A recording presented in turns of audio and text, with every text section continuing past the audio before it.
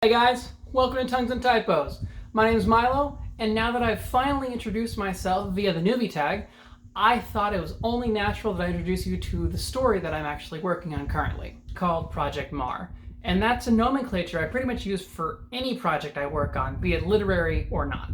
And I think it gives a sort of mental cohesion to the scattershot that is my polymathic brain.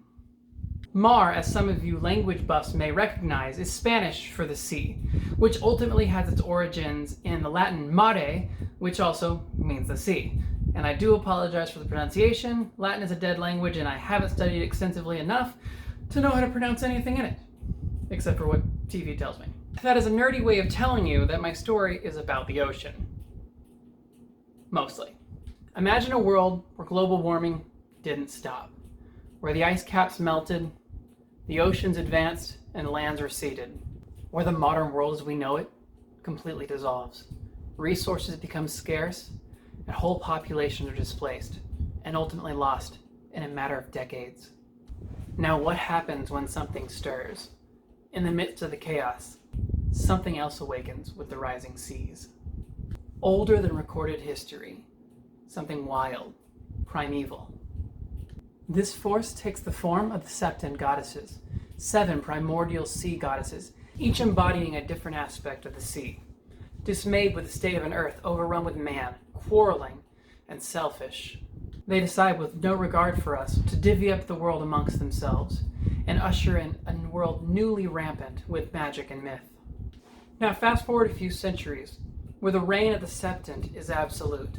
We meet Marth, son of the best navigator known to the world, an apprentice net weaver.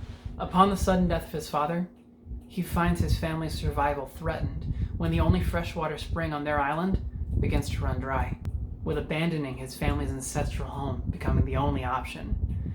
He finds a sliver of hope in the form of none other than one of the 7. She offers Marth a chance to save his family's home. In exchange, he has to find and revive her sister, the lost goddess. He hastily accepts and sets out across violently magical seas, patrolled by beasts of myth and the devout, twisted followers of the most malevolent of the sisters.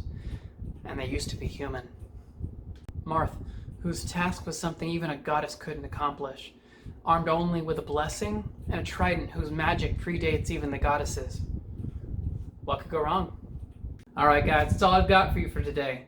But if you want to hear more, hear about updates, watch some blogs, maybe learn a new language, just subscribe below. And I'll see you next time. Till then, see ya.